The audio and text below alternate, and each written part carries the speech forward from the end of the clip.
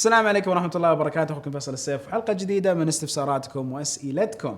نروح أول شيء للسؤال اللي يقول: يعطيك العافية أخوي فيصل، الحين عين الإنسان كم فريم بالثانية تشوف إذا صح التعبير؟ والسؤال الثاني: هل الكاميرات الاحترافية عندها معالج للصور مثل التليفونات، ولا الموضوع يعتمد بس على الانعكاسات في المراية؟ أوكي، في طبيا لو أخذنا الظاهر حيقول لك هي 24 أو حاجة، هذه فريم في الثانية الواحدة عين الإنسان اللي تعي هذا الأمر وتشوفه. ولكن اللي لاحظناه لما قبل 5-6 سنوات أو 4 سنوات لما جت 60 إطار في الثانية بشكل إنتاجي بشكل مستمر، لاحظنا أنه أنت كعين حتلاحظ سلاسة المشهد بطريقة أكبر. وهذا الشيء شخصي مريت فيه، ألاقي أنه كل ما زادت عدد الإطارات هلاحظ سلاسة أكثر في المشهد. يمكن تفسيرك لهذا الأمر يختلف عن تفسيري، أو رؤيتك لهذا المشهد تختلف عن رؤيتي، ولكن ما حد ينكر أنه من يوم ما تنزل عن 24 إطار في الثانية حتبدأ تلاحظ أن الفريمات الكواليتي حقتها مو كويسة. فكم فريم في الثانية؟ أتوقع كل واحد على إمكانيات العين وقدرات العين عنده، بالإضافة إلى الشيء المعتمد طبيا الظاهر هو 24، ماني متأكد، يبغى نسويها عليها سيرش ونتكلم أفضل في هذه الجهة. ولكن نروح للسؤال الثاني: هل الكاميرات الاحترافية عندها معالج للصور مثل نفس التليفونات؟ نعم. ولا الموضوع بس يعتمد على انعكاسات في المراية؟ لا، في معالجة للصورة وفي معالجة ما بعد الصورة. في أحد المؤتمرات ذكرت أبل عدد العمليات اللي تصير على الصورة بعد ما تأخذ في جزء بسيط من الثانية، ذكروا إنها بالملايين، وكل الجوالات فيها نفس الأمر. تأخذ الصورة بعدين تصير عملية معالجة كبيرة على هذه الصورة في أجزاء بسيطة من الثانية، بعدين تعطينا النتيجة. تبي تشوف صور رو، صور مرة ما عليها أي تعديل، يبغى لك تدخل إعدادات الكاميرا وتحط التصوير رو. بعض الكاميرات تتيح هذا الأمر. هل يتواجد أندرويد أوتو في السيارات المباعة في الوكالات السعودية؟ وكيف ممكن أركب شاشة تدعم الأندرويد بدون التأثير على بقية الوظائف في السيارة؟ أوكي، الجزء الثاني أبدأ فيه. أول، كيف تركب شاشة؟ في شاشات مخصصة للأندرويد تركب على السيارات، بعضهم مع OBD اللي هو زي القطعة اللي تتركب على الكنترول الأساسي الموحد في كثير من سيارات العالم. هذا الكنترول حيخليك تحصل على بعض القراءات ومن القراءات على نفس نظام الأندرويد حقك، فتشوف مؤشرات بنزين ما بنزين وأشياء زي كذا. ولكن لو تكلمنا عن السيارات اللي تجي المملكة عليها النظام، شخصيا من تجربتي مع أحد الوكالات الألمانية، عندي سيارة اشتريت هذه السيارة، قالوا ما فيها أندرويد أوتو، ولكن أصلا نسخة ألمانيا يجي فيها أندرويد أوتو، فحملت عندي على الجوال من المتجر الأمريكي أندرويد أوتو وشبكته وشغاله زي الفل. فمن يومها إلى الحين وأنا أتابع مسألة الأندرويد أوتو ونفس الكار بلاي على نفس سيارتي. ففي نظامين، فتعتمد على صانع السيارة إيش الشيء اللي حطه في سيارته والشيء المورد للمملكة. اللي أنا أعرفه شخصيا أن الآي أو إس صار ستاندرد موجود، وفي بعض الشركات من يوم ما تجرب أندرويد أوتو حيتفعل عندك تلقائي، ولكن المعضلة في أنك تحمله من متجر أمريكي. نريد حلقة كاملة عن تفاصيل البي سي وأفضل تجميع، وشكرا لك. تفاصيل البي سي وشغل البي سي ما شاء الله أخوي صلاح حامد قاعد يسوي فيها جهد جبار، فقاعد يسوي حلقات متخصصة، والمحتوى حق البي سيات نوعي بشكل جدا كبير. سوينا تجميعة الوحش، ارجع لها، فيها معلومات ضخمة. سويت أكثر من تجميع، وفي ما زال تجميعات تطلع عندنا في القناة. ولكن الشيء اللي أحرص عليه أنه المحتوى اللي له قابلية أضخم وأكبر من الناس هو اللي يكون تركيزي. وبسم الله ما شاء الله صلاح ما قصر في مسألة البي سيات. الحين أكيد في محتوى قادم جاي برضو بي سي بإذن الله. فيصل، أنا جوالي هواوي P20 برو بمعالج الكرن 970، أقدر أغيره إلى 980 بدل ما أشتري جوال؟ أبدا، هذا الشيء مو متاح على نفس الجوالات والأجهزة. بعض الأشخاص حاول يسوي ترهيم لقطع داخلية، وكانت التجارب الأكثرها اللي أنا شفتها كانت على جوالات آيفون، فكان ياخذ القطع الداخلية لا مساحة تخزينية أو ذاكرة ويحاول يبدلها ويحاول يضبط الفلاشنج مع فلاشنج وتزبط معاه في النهاية، وأحيانا تفشل معه. فهنا المعضلة جدا كبيرة. النقلة بين 970 و 980 ما حتعطيك الاركتكتشر الصحيح، ما يمكن تشتغل معك بتوافق تام، لأنه الجوال بني على هذا المعالج اللي هو 970. فخلي المعالج زي ما هو، لا تخرب فلوسك، لا تضيع أمورك كويسة. أنا لابتوبي كور i5، تنصحني أغيره الاي 9 أو i7؟ أبدا ما أنصحك تغيره إلا إذا أنت لقيت هذه الاحتياجات. فمن سؤالك حقول لك إذا أنت ما أنت محتاج لا تغير الجهاز، وهذا الشيء الطبيعي. ويا جماعة دائما خلونا مستخدمين لا مستهلكين، نحب التقنية نشتريها ونضبطها، خلوني أنا اللي أضحي مع باقي التقنيين ونشتري هالأجهزة ونقعد نسوي لكم مراجعات. ولكن أنت خليك الواعي اللي دائما تأخذ الجهاز عن رغبة وحاجة، وإنه بالفعل حيلزمك وتقدر تستفيد منه بشكل كبير، وكذا أمورك تكون أحسن. كم واط لازم يكون الشحن السريع لجهاز الآيفون 10 ماكس أو آيفون ماكس؟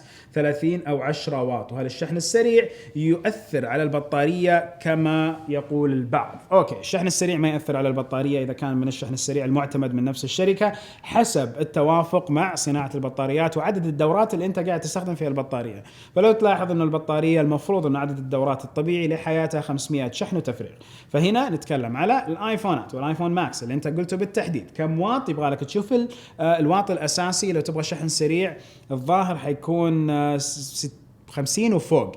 كم بالضبط؟ ادخل على موقع ابل حتلاقي الواط الاساسي اللي موجود وبنحط لكم اياه هنا على الشاشه. هذا الواط الاساسي من بحثنا على موقع ابل، ابدا مو 10 واط، لا يبغى لك اكثر بكثير. وفي المعادله اللي تقدر تحول امبير لواط برضه بحط لكم اياها هنا، هذه معادله تغيير امبير لواط.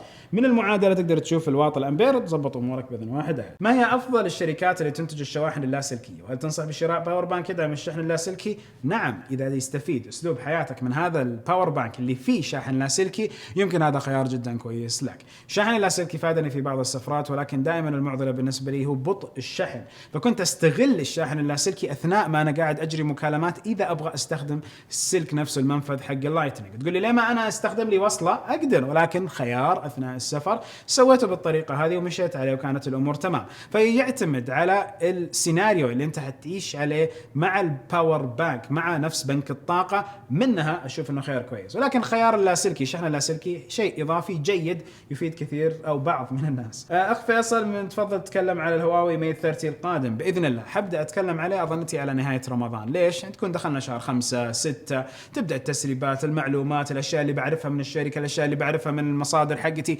ساعتها ان شاء الله الوضع حيكون اقرب للامر. يعني من شهر 6 ل8 للميت وللنوت هذه الامور كويسه، وايضا من شهر 6 على الايفون القادم باذن الله. تنصحني بالنوت اف اي او الايفون 10 ار؟ انت يبغى لك فان اديشن ولا 10 ار؟ يبغى لك تشوف اول شيء نظامك الحالي في الجوال وشو، اندرويد او اي او اس. اذا هو اي او اس يمكن انك تستمر على هذا النظام، شيء جيد بالنسبه لك. مطفشكم تعبك جرب الاندرويد، واصلا جوالك الحالي في شيء قلتها كثير بالحلقه، اذا ما في شيء كمل عليه. ولكن بين الجوالين هذول الاندرويد بيعطيك تجربه مشاركيه جدا جميله ويعطيك خصائص كثيره وتطبيقات هبل واشياء مره مجنونه وكثيره.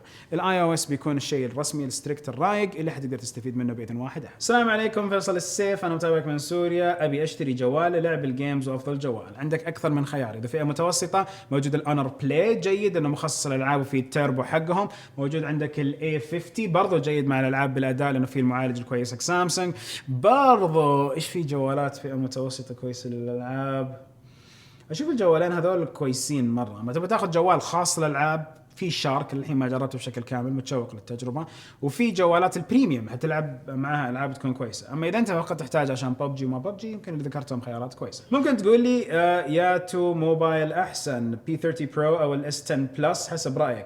اشوف انهم متقاربين بشكل جدا كبير، ولكن الاقرب للسلفيات الاحلى هو الاس 10 بلس. الاقرب لمنظومه سامسونج هو اكيد الجالكسي اس 10 بلس. الاقرب لمنظومه هواوي والاكسسوارات حقتها هو هواوي. والاقرب للتقريب اذا انت تحتاجه هو هواوي. والستايل والديزاين برضه موجود عند هواوي، شيء مختلف عن الباقيين يستمر على البي. فهنا يبغى لك تشوف كل القرارات حقتك. المتقاربين بشكل جدا كبير حاليا بين الاثنين. انا قاعد اغير من هذا لهذا، وللحين اللي قاعد يطلع فيه الفيديو موجود معي الاس 10 بلس. ليش بعض شركات الجوالات مو مدعومه بشكل كبير عندنا رغم انها تعطينا مواصفات حلوه واسعار منافسه زي ون بلس واوبو وشاومي؟ هذا راجع لنفس الوكلاء الاساسيين اللي تعاقدوا مع هذه الشركات وجابوها، او الشركات نفسها ما حطت في خطتها السوقيه نفس المملكه العربيه السعوديه او الدوله اللي انت منها. فبالتالي لو شفنا شاومي كان تركيزها في البدايه على الصين، انتقلت على الهند.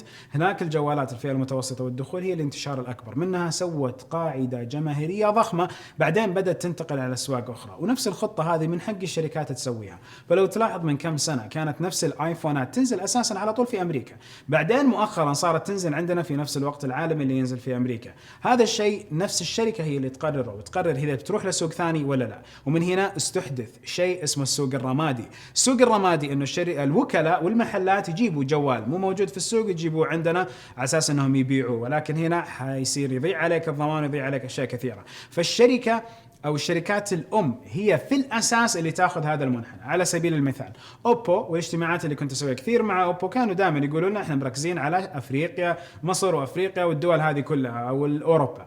وأما لو تكلمنا على السنة الحالية سنة 2019 عندهم تركيز حيكون في المملكة العربية السعودية، ويبغوا يبنوا الجماهيرية حقتهم. طبعا هم خسروا من الجمهور بشكل جدا كبير، لأنه سنوات شركات تتصارع على المراكز الأولى هم ما كانوا موجودين. ومن يتوقع من شركات أوبو أو غيره أنك تقدر تدخل سوق من سنة واحدة على طول تصير رقم 1 أو 2؟ صعب يا جماعة، لأن المستخدمين لهم طباع والمستخدمين لهم تفضيلات، وأيضا الشركات الأخرى عرفت إيش المستخدم يبغى. ما تقدر تيجي وتجيب له كل حاجة. ما تقدر من سنة واحدة أوبو أو غيرها من الشركات تفتح 60 متجر وكل الصيانة ممتازة وتنتشر جوالاتها بشكل كبير. ماليا ما يقدروا يسووها كجدوى ROI، وأيضا لو عندهم فلوس، قلنا عندهم فلوس، أنا أتكلم على جدوى ROI، جدوى بزنس. وأيضا الوكلاء نفسهم هل هيقدروا يجيبوا هذا الشيء ولا لا؟ وأعرف شخصيا أنه وكيل حق مثلا شاومي تغير من الجديد اللي كان بداية السنة، فأشياء ربكة تصير في السوق. وش أفضل، السوني أو الإكس بوكس؟ والسبب هنا يبغالك أنت تشوف تفضيلك.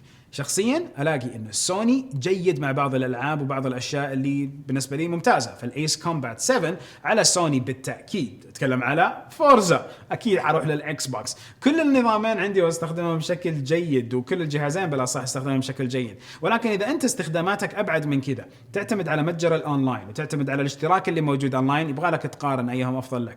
لا تنسى كلهم يعطوا ال4K ويعطوا إمكانيات كويسة كأجهزة، ولكن المحتوى والألعاب وش الشيء اللي يغريك أكثر وكويس؟ لا تقول لي فيفا، لأنه فيفا على الجهازين موجودين زي الفل. شوف التايتلز والعناوين النوعية في كل واحد من الأجهزة. السلام عليكم STC Pay، ممكن تشرح لنا أكثر عن التطبيق لأن ما وجدت الإجابة كاملة. أوكي، STC Pay هي محفظة مالية. المحفظة المالية إلكترونية. إيش الهدف منها؟ أنت تصير تحول لها أرقام من حساب بنكي، من طريق تحويل، من خلال إيداع، وتتعدد الطرق لإيجاد الأموال لها. الميزة في المحفظة الإلكترونية طريقة نقل واستقبال الأموال مرة سهلة، بالإضافة إلى إتمام عمليات أخرى خارج منظومة الاستقبال والإرسال برضو سهلة حسب المتاح. فنجي أنا أقدر أحول لأحمد 100 ريال، أدخل على التطبيق المحفظة اللي أنا شاحنها فلوس، أحول 100 ريال لأحمد، حطيت تم، راحت له في لحظتها. إذا هو كان موجود عنده الجوال وشابك أموره تمام، على طول جت له 100 ريال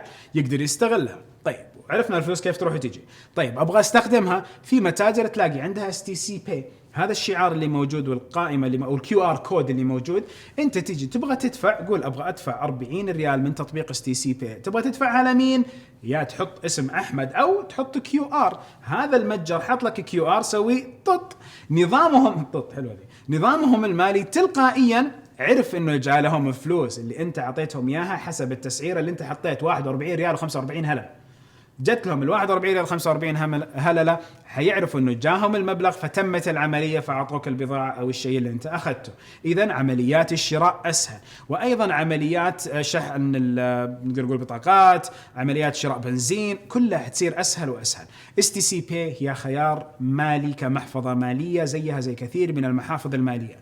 وجودها في المملكه ونشاتها في المملكه ونشاتها من شركه سعوديه تعطينا امان جدا عالي ومزايا مرتبطه في المملكه، فتعرف انه فلوسك ما قاعده تروح مكان ثاني، ولكن عندك هالمحفظه اللي انت تستخدمها. هل لها ايجابيه؟ نعم، سهوله الشراء والاخذ والعطاء طول اليوم 24 ساعه، وايضا التحويلات الدوليه قصه ثانيه عليها وشيء مره ايجابي كويس. تخيل انك تحول وسترن يونيون على STC Pay، تلغي او تعدل الاسم يتغير كل شيء في نفس اللحظه، وتسوي الحواله اخر الليل، ما في داعي طوابير وقلق. هذه احد المزايا الجيده. الشيء الاضافي اللي بالنسبه لي يعتبر ميزه غير سهولة التعامل، هي أيضا سهولة التنقل بالأموال وانت في أمان. تعرف أنه ما أشيل 9000 ريال، لا، أنا حاطهم هنا إلكترونيا على المحفظة.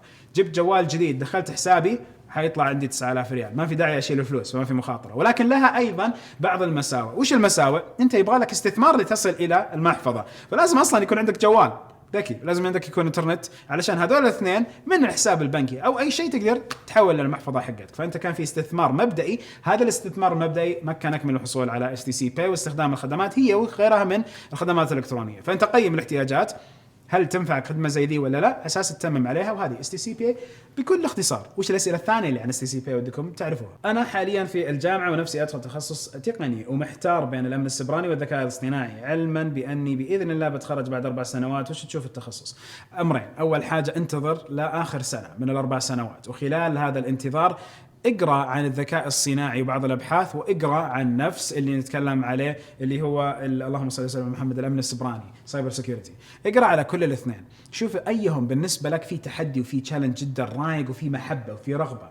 هذا الشيء اللي أنت تقرأ عليه بهالثلاث سنوات بإذن الله على سنتك الأخيرة هتلاقي أنت نفسك عقلك مال لأحد هذول الخيارين والتخصصين، وبإذن الله تقدر تتمم الخيار. ما أقدر أقول لك أي التخصصين حيكونوا الأعظم بعد 4 سنوات، رغم أنه المتوقع كل النظامين يكونوا ذات أهمية ضخمة. فالAI فالذكاء الصناعي مرة مهم من الحين، والأمن السيبراني يعد من أكبر الأسلحة والأشياء الأدوات اللي لازم كل دولة تحصل عليها من ناسها، على أساس أنه يحموا بلدهم ويحموا كل شيء موجود إلكتروني. فأنت عندك الخيار بين الاثنين. هل ترك الهاتف في الشحن لمدة طويلة يأثر عليه؟ وهل في نظام حماية يفصل لما يكتمل الشحن؟ نعم، هذا الشيء تكلمت عليه في الحلقة الماضية لو تكلمنا على الشحن. ونعم، في منظومة داخلية تكون تحت نفس البلج هذا على حسب يعني أكثر الأحيان. هذه المنظومة فيها معالجات ومعالجات تدير أخذ الطاقة وإعطائها للبطارية، وأخذ الطاقة من البطارية وإعطائها للقطع الداخلية اللي موجودة في الجهاز. فهذه الإدارة اللي تصير تكون ذكية. آخر 6 سنوات 5 سنوات الذكاء هذا صار جدا ممتاز بمستواه. صار نفس الجوال يفرق بين الشحن السريع والشحن العادي، الشحن اللي مدعوم والشحن اللي مو مدعوم، يفرق بين انه الشحن يؤذيه ويضره، ويفرق باشياء اخرى. فنعم، اذا استخدمت شحن اصلي وجوالك كويس امورك زي الفل. اما تركه لمده طويله ابدا، على حسب صانع الجوال. فبعض الجوالات لما تتركه طويل على الشاحن عادي هو شحن 100%، وبعدين بدا ياخذ الطاقه بشكل ذكي من نفس السلك. وبعضهم لا، يصير ياخذ باتزان الطاقه اللي في البطاريه ويشحن يستبدلها بطريقه صحيحه. فيعتمد على الصانع نفسه وش الفكره اللي حطها في نفس البطاريه. اخوي فيصل، ممكن تشرح لنا سبب عدم نجاح ويندوز فون بالرغم من أن مبتكر النظام هو عملاق البرمجيات مايكروسوفت، وقام أيضا بوضعه على شركة عملاقة وهي نوكيا. أوكي، نوكيا كان عندهم النظام اللي وضعها كان سيمبيان، ما كان وضعهم كبير، وكان في نظامين غير سيمبيان هم اللي محتالين السوق، أو محتلين السوق مو محتالين السوق. فعندكم الأندرويد وعندكم الآي أو إس. لما ويندوز فون دخل كان اوريدي التحدي ضخم بين الأندرويد وبين الآي أو إس. فهذا التحدي ولد كثافة مبرمجين ومطورين تطبيقات أضخم بكثير من كل الأنظمة الباقية. لا بلاك بيري، لا سيمبيان، لا ويندوز فون. أكثر الناس كانوا على الآي أو إس وكانوا على الأندرويد يبرمجوا تطبيقات. وأنت عشان عندك نظام ينجح يبغى لك تطبيقات كثيرة. فلما ما تلاقي إنستغرام أو ما تلاقي تويتر بشكل رسمي بكامل الخصائص على ويندوز فون، ما كانوا الأنظمة حقت ويندوز مهيئة بشكل كامل للجوالات، على عكس الآي أو إس والأندرويد اللي أصلاً هم جوالات وعندهم مطورين كثر. فعندك أكثر من معضلة أثرت على الانتشار وعلى نفس الفشل حق الويندوز فون. فلو اتكلم اندرويد كان منتشر بشكل ضخم، سهل انك تحطه على اجهزتك، ما تحتاج منظومه مختلفه غير بعض الاشياء الاركتكتشر والبلو برينتس اللي انت تطبقها عندك كصانع جوالات. نتكلم على الاي او اس، منظومه مغلقه من ابل وتستثمر ابل الجهد الكبير في التصميم والديزاين والتطوير حق المنظومه. وعندكم الويندوز فون اللي عندكم مئات الالاف فقط من المستخدمين، فما في كثافه مستخدمين، ما في كثافه تشوق، وكان التنافس على الابتكارات بين كل الصناع على هالنظامين. فالوضع كان مرة صعب. فيمكن ما كان الوقت المناسب أو الفرصة المناسبة لإيجاد نظام جديد. ومن البداية كلنا راهنا على إنه الأندرويد هو اللي حيحتل حصة الويندوز، وتم هذا الشيء. وحاليا اللي ملاقيين إنه آي أو إس ويندوز هم أكثر 2 موجودين في العالم. عندي سؤال، ليش سامسونج اللي عندها كذا تخصص غير الجوالات مكيفات ثلاجات وآخره ما وصلت لأبل التريليون اللي ما تبيع إلا منظومة التقنية محدودة، أقصد قيمة رأس المال؟ ممتاز. خليني أرتب السؤال بطريقة أخرى. ليش شركة أبل المتخصصة في الأجهزة وبدأت في الأجهزة حقت الجوال والكمبيوترات وفقط متخصصة في هذه الأشياء الاثنين، قدرت تصل لشيء جدا كبير عالميا وتريليون، على عكس الشيء الآخر اللي هو سامسونج، شركة تعددت صناعاتها بين الشركات حقت الغسالات والثلاجات والمكيفات، وعندك الجوالات والتلفزيونات والشاشات والصناعات البحرية والبواخر وأسلحة دفاعية والطيران والأشياء ذي، كل الأشياء ذي. ليش كل واحد فيهم ما صار تريليون؟ أولا القيمة الفعلية حقت أبل مبنية على سوق الأسهم، والقيمة السوقية حقت الشركة في أمريكا، هم هناك اللي يديروا هذا الأمر. كم شركة لحقتهم؟ جوجل، أمازون، الشركات هذه الأسعار تروح وتجي. هل سامسونج عندهم نفس المنظومة المالية والإدارة المالية؟ لا، هذه شركة قائمة في كوريا وموجودة في كوريا وعندهم تريليونات، والعائلة نفسها حقت وان، الظاهر عائلة وان هم اللي عندهم عائلة كيم ولا وان ولا ما أدري شو. المهم العائلة نفسها عندهم أكثر الثروات والأشياء اللي موجودة، هم المالكين الأساسيين. على ما في ستيف جوبز يملك أبل، كلهم يملكوا حصص. على عكس سامسونج منظومة مختلفة، تتعاون مع الحكومة الكورية، لها جزئية كبيرة من الاقتصاد الكوري، فأنت تتكلم على شيء قائم على الدول وشيء مختلف تماما. المقارنة ما ألاقيها عادلة أبدا، مو على شيء، مو دفاعا عن سامسونج أو حاول ذمة في أبل، المنظومة تختلف. شركة صار لها أكثر من 50 سنة وشركة ثانية متخصصة في كم حاجة وبدأت من كم سنة، من 20 سنة وللحين، فهنا المنظومة مختلفة. وأيضا تتكلم على الخبرات والأشياء اللي موجودة في الشركة حقت سامسونج، هي اللي مكنتها أن تصنع القطع وتصنع أشياء كثيرة من الأشياء اللي موجودة في الآيفون. ولكن السعر والعلامة التجارية اللي قدرت أبل تبنيها هي وراء الغنى الكبير الضخم حق أبل، وليس التقنيات وتعدد الأشياء اللي هم يبيعوها. أخي فيصل، أتمنى تجاوبني على سؤالي، أفضل أشتري فلاج شيب قديم سنة أو سنتين أو هاتف متوسط؟ سؤال رائع. الحين لو شريت جوال الاس 9 أو اس 8 الحين، هلاقي أن الجوال هذا يعطيني كفاءة جدا عالية وكفاءة جدا ممتازة، ولكن قد ينقص بعض الأشياء من الذكاء الصناعي في التصوير والذكاء الصناعي في إدارة البطارية، وأيضا وش في بعد تعدد الكاميرات. ثلاثة تفرق معك؟ إذا لا، روح اشتري، لأنه بيعطيك كفاءة عالية في المعالج والقدرات حقة المعالج اللي فيه. هذه الأشياء حتفيدك في الشيء اللي أنت تحتاجه الحين على أساس أنك تستخدم، وهذا الشيء اللي أصلا تسويه شركة أبل. فأبل لما تنزل الحين الايفون 10 ار او الايفون 10 اس ماكس، الجوالات الماضيه الى الحين تنزل في السوق، فعندكم 6 اس هتلاقيه في السوق، موقعهم يباع رسمي، موقعهم يباع رسمي، 7 متاكد، ولكن ال 6 اس يباع برا موقعهم. فعندكم الى الحين تصنع هذه الاجهزه. ترى على فكره لا تحسبوا انه ابل وقفت تصنيع الاجهزه الماضيه، لا لا لا، قللت انتاجيتها وتصنيعها لها وكثفت من الاجهزه الاخرى، هم يزيدوا وينقصوا حسب طلب السوق. فعندهم منظومة كاملة من أجهزة مختلفة، بعضها يعتبر فئة متوسطة زي الاس 6 اس، لأنه الحين فئة متوسطة سعره، ولكن خصائصه أيضا فئة متوسطة، يعتمد على نفس المنظومة حقت أبل. وغير الشركات لا تنتج جوالات فئة متوسطة وجوالات بريميوم. فأنا أشوف أنك تشتري واحد قديم سنتين حسب احتياجاتك، إذا تحتاج جيمنج وما جيمنج حيكون مرة ممتاز. ذكاء صناعي بطارية، حتلاقي بطاريته كويسة معك لأنه بطاريته أصلا كبيرة، تلاقي الكاميرا أصلا كويسة معك، كانت تعطيك تقنيات جدا كويسة، وأصلا عارفين أن البريميوم ديفايسز يجيبوا لك تقنيات بعد سنة حتجي للميد ليفل. فسؤال مرة حلو، أشوف أنه ذكاء في مسألة إدارتك، أشتري واحد مستخدم ولا لا.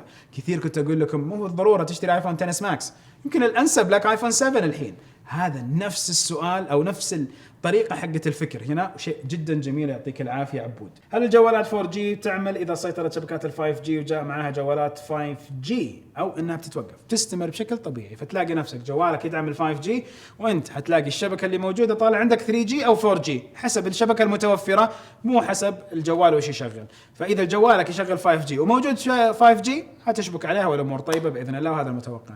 نهاية الفيديو، كل فيديو كانت حلقة جدا جميلة، فسبحانك اللهم وبحمدك أشهد أن لا إله إلا أنت أستغفرك وأتوب إليك. السلام عليكم ورحمة الله وبركاته.